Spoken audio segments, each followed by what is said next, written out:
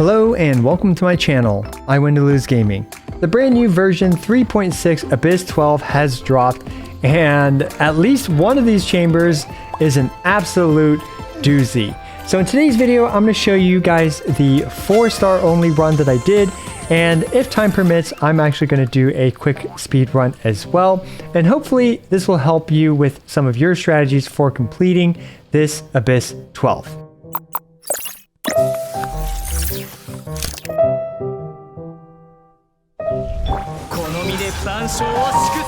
So unfortunately, I was a little bit late to this video. I totally forgot about the Abyss resetting and wasn't able to catch it in time.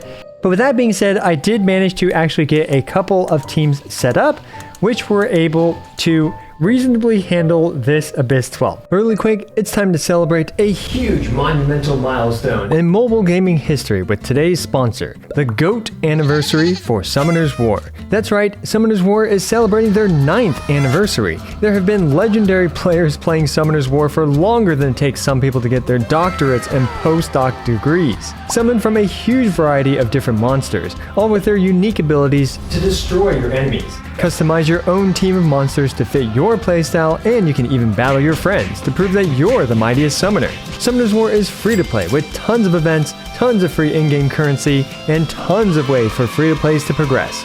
And right now is the perfect time to get started thanks to the greatest of all time of all anniversaries, the GOAT anniversary, aka the 9th anniversary for Summoner's War, because you'll get up to 100 free summoning scrolls, one guaranteed OP grade 5-star monster, and you can use this coupon code for 5 summoning scrolls. So what are you waiting for? Just smash that link down below to download Summoner's War Sky Arena. Huge thanks to Summoner's War for sponsoring today's video. The first team is actually very interesting, and I think you guys will like it a lot. Now we have Yao Yao with the standard Moon Piercer plus 4-piece instructor set with an HP focus as well as a little bit of healing focus, because yeah, having a little bit of extra healing in this top half of Abyss 12 is very welcome. Now Sucrose is the typical sacrificial fragments, Viridescent Veneer, with a little bit more focus on energy recharge than usual, but that's not all that important honestly. And up next we have Fischl, who is just a very standard the stringless build. She is built for aggravate damage along with the 4-piece Gilded Dreams. Her artifacts are pretty decent. And finally we have Kuki Shinobu. So what's Kuki Shinobu doing in this team? Well, she's actually an aggravate DPS character here. And as we can see, she has a pretty decent amount of crit and crit damage. And she has the Tokabu Shigire, which is a perfectly reasonable damage / DPS weapon for Kuki Shinobu. And she's also rocking the 4-piece Thundering Fury because, well, I figured I would distribute, you know, my best Gilded Dreams on Fischl and then my decent Thundering Fury on Kuki. So yeah, very interesting team and build. And she did not disappoint. So the second team for the second half, or the bottom half of Abyss 12, is a standard international team, but instead of Sucrose, we have Heizo. Heizo is built to just basically hop on field and do his big old punch, as well as to do his Viridescent Veneer shred, and to provide a bit of elemental mastery for this team. And then we have Bennett. Bennett is just the usual Sapwood Blade Noblesse Oblige Bennett. And finally we have Xiangling, who is the typical The Catch build. And I actually think, yeah, I'm just running an ER focused build because I just want to focus on burst uptime for Xiangling. And finally we have Xingqiu with some pretty average artifacts and the Sacrificial Sword.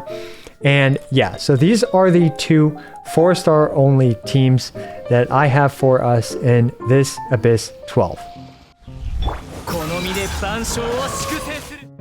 Oh boy, okay, so this 12-1-1, it's honestly one of the hardest 12-1-1s that I can remember.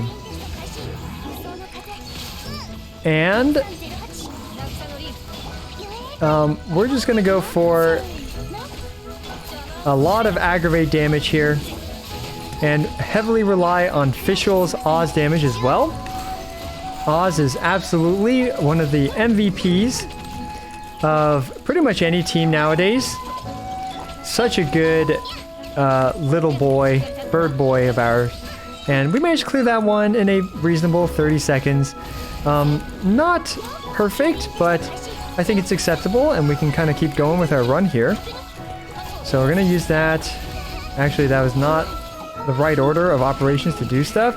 Now, let me know if you guys actually dodge these things. Because honestly, I don't. I don't even bother trying to dodge that much because it is so hard to tell like what they're doing. And they are super aggressive too. And there's 2 of them. So really, I just focus on having a team that can, you know, basically face tank it. Because otherwise, you know, you're going to spend all your time dodging and aka not doing damage, which is not what we want. I'm going to put Fischl on field here. And yeah, as we can see, you know, an aggravate team, even with aggravate Kukushinobu, it worked quite well there, interestingly enough. The reason why is because this way we could slot Xingqiu into Team 2. Now, Team 2, interrupt this first guy, that first mushroom right there, and you can use Heizo's burst to kind of group them up a bit. And that went about as well as it could have, honestly, because now we can actually do some real damage to the Karages with the first part of the rotation still, which is very nice. And if we can get Xiangling's stuff up. Okay, so let's go ahead, give them a punch here to get the Anima Swirl. Now we can get all their stuff up. Okay, and we gotta try to focus on one of the weaker Karage for sure. And let's go after this guy here. Okay, where is he? Where is he? Where is he? Where is he? We got him! We got him before he recovered. That's huge. That's huge. Okay, now we need to battery up Xiangling again, as usual. So we're gonna do a very similar opener. Come on, Heizo, switch out. There we go. Okay, and we're gonna get Xiangling's burst up before Bennett's burst runs out. Well, I guess I actually have plenty of time there. Well, let's go ahead and try to battery our team. Oh my goodness. I'm gonna have to use Bennett to heal, just for healing now. That's pretty crazy, but we're gonna try to focus down these consecrated beasts here. Man, my goodness. Okay, can we actually... Hey, editing, I went to lose here, and it looks like these consecrated Dendro Beast things actually leave these cores on the ground. I mean, they're not Dendro cores, but leave these Dendro structures on the ground. And I believe Guoba's auto-targeting actually targeted it and destroyed it, which, funnily enough, let us stun the Dendro consecrated beast and then finish it off. So it is definitely worth keeping an eye out for these things and destroying them in order to stun these Dendro consecrated beasts. Even finish this off in time. Let's see. We're pretty close here. And I think we got this. There we go. Wow. That actually took quite a few attempts to get that 3-star in 12-1-1 or 12-1. All right, so we've reached arguably a more reasonable chamber than the previous one. At least in my opinion, I think it's more reasonable. So we're just gonna have to see though how it goes. And you want to bring an archer, so that way you can shoot the robot chicken out of the sky. Because otherwise you're going to be in for a really bad time as it just kind of flies around for a very long time. Like literally like a minute or so. I don't even, like 30 seconds at the very least. But yeah, it is very unfortunate if you don't have an archer and you're not able to single cycle the robot chicken. So yeah, definitely bring an archer. It is why Fischl is here with us right now. And as we can see, I mean, all this aggravate damage really does add up a lot. And it looks like it's probably going to be able to get off its thing. Oh, no, it actually just decided to sit on the ground, which is huge for us. So now we should be able to finish it off in a very reasonable amount of time. Shoot it out of the sky, just like before. And I guess I'll burn Kuki's Elemental Burst here to have a little bit more time for the next chamber. Oh yeah, I guess I'll have to use Fischl's Burst too. There we go. So now I think we have a very reasonable amount of time for this chamber here. And we're going to want to, I don't know, I guess try to push one of them to the other one to do a little bit more damage, but not really sure how that's working out for us. I guess I'll heal Xingqiu while I'm at it. And now we're going to want to battery Xiangling up while doing some damage to these guys here. Now, unfortunately, this guy is pretty healthy, which is not what we want to see. Come on, get her burst. There we go. All right. Yeah, just give him the good old 1-2 puncheroo. And you can probably do this in one rotation somehow, especially if you kind of hold off on using... Okay, we're going to want to battery Xiangling without her dying as well. And, okay, our good boy Bennett, with his super tankiness, managed to save us there. And this is just absolute mayhem, which is why, you know, lately I feel like dodging, that's like a thing of the past, honestly. For me, yeah, I don't really bother trying to dodge stuff anymore. I just kind of go for the brute force approach. And yeah, so this one is still quite healthy. But let's see if we can battery Xiangling up a little bit. Oh, no, okay, not enough battering. So the next one could be a little bit rough, but I guess we're about to find out. Alright, so we made it to 12-3. And the Dorito bot, I feel like it's pretty straightforward as long as you have a quicken team. Now right now I'm keeping Fischl on field so that way we can hopefully get her elemental burst up. So that way we have it ready for after it goes invisible, which it will generally end up behind you like this. And now we can unleash all of their abilities to do a decent amount of burst damage to it. We're going to reapply Yugui so that way we can get... And trying to get the swirl off there. Took a little bit more effort than I would like. But we can now get Oz up. And I'm actually going to save Yugui's cooldown for after it goes invisible again. Because otherwise we won't be happy when it does. And we can see where it is thanks to the resistance shred from the Viridescent Veneer. Which is why I actually do think it's important to have it. And thanks to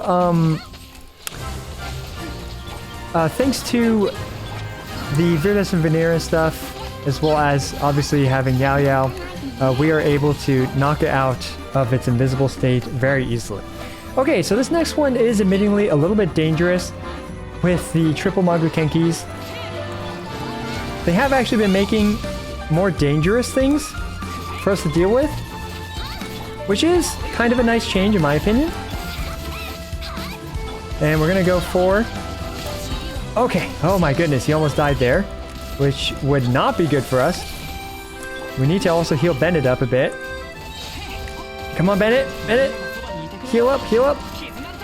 Okay, yes, okay, he's alive. So now we should be able to get a good amount of damage with another Xiangling burst. And I think we're gonna have to stick a bit on, just kind of distribute the damage a little bit. Okay, looks like things are going decently well, all things considered. And Xiangling's burst should be back up. I'm not sure if we snapshotted it, but at this point it doesn't matter. Yeah, so a little bit dangerous because the triple Magukenkis do hit really hard. But with enough iframes and a little bit of dodging, it looks like we were able to 9-star this Abyss. Alright, so here is my day 1 attempt for speedrunning this brand new Abyss 12. Now 12.1.1 has a lot of terrible RNG, and I did try to copy an already known CN strategy, although I did adjust it a bit. But unfortunately, I wasn't able to get the one shot on the second wave. As we can see, it is still quite a bit short, or perhaps I just didn't crit 4 times in a row. Whatever the case is, I decided to just move on to 12.2.1 with the Robot Chicken. Now this actually uses a really cool mechanic with Guoba in order to actually infuse Kazuha's Burst here with Pyro. As we can see that Kazuha's Burst managed to infuse Pyro and thus allowed Nilo's Burst to vape twice in a row against the Robot Chicken, which is a very cool little trick. Now 12.3.1, this rotation is a bit all over the place, but really I just had to battery up Nilo. This can absolutely be improved substantially even just from perhaps a lucky Pyro application in order to vape Yelan's elemental skill there, but alas, now the CN run was much faster, so yeah, there's that, but hey, I try my best for my first attempt. Now let's talk a little bit more about some tips for this Abyss 12. So really this is actually just a big DPS check with a couple small little caveats in the sense that like purely dendro damage teams are going to struggle a little bit because 12-1 is the hardest chamber by a long stretch, and these consecrated fang beasts have a good amount of dendro resistance. Now also keep in mind that this one has a good amount of electro resistance, so having a lot of electro damage in the second half may not be recommended. And I believe the crocodile has a lot of hydro resistance, so perhaps you may want to think twice about having a pure hydro team in the top half. All that being said, as we can see, there was just a lot of enemy like meat and beef to chew through, so you just really need a lot of DPS, and you have a little bit like a couple strategies that you implement against these monsters. Like for example, knocking the flying Dendro Shroom to the ground, and finally killing these two Karagis at the same time. I could definitely see a Raiden national team doing quite well in the second half of Abyss 12, even with the Consecrated Scorpion resisting Electro, because well, it's still Raiden national and it's going to do just fine. You can also use Hyper Raiden in the first half, especially if you have Kujo Sara. This way you can use Kujo Sara to shoot out the Aeon Blight Drake. Now also remember that you definitely want an archer for the top half of Abyss 12 in order to, well, take care of the Aeon Blight Drake and shoot it out of the sky, especially if you're not able to kill it before it takes flight. Now, of course, the algorithm of semi and transient matrix, you're going to want Quicken as well in order to knock it out of its invisible state. I mean, Fischl is going to be incredible for the top half of Abyss 12 because, well, she happens to activate Quicken as well as helps you shoot out the Aeon Blight Drake from the sky. In terms of these guys, the Hydro Hilichurl Rogue, let me know down below if they actually resist Hydro a bit more. I'm not entirely sure if they do or don't.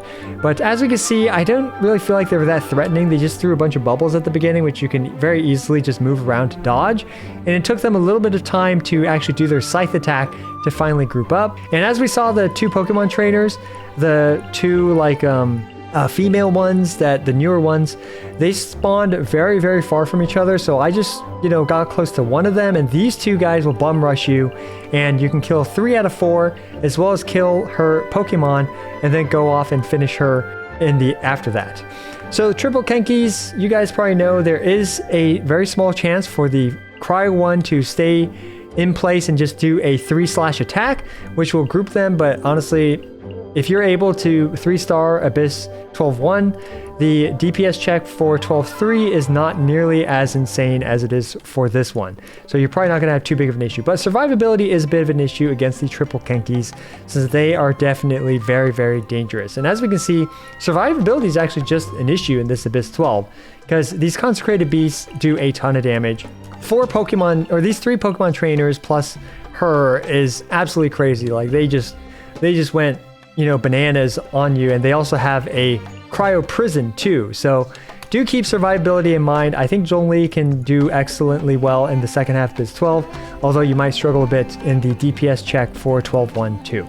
So yeah, that about wraps up this video for this Abyss 12.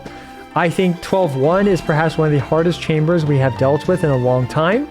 It's quite the DPS check, but to me, once you just bring the proper mechanics for 12-2-1 and 12-3-1, I don't think this Abyss 12 is really all that difficult outside of that. So let me know what you guys think about this Abyss 12 down in the comments below, and also post down in the comments below what teams you guys use to clear your Abyss 12. As always, I appreciate every single one of you. This is I Went to Lose, signing out.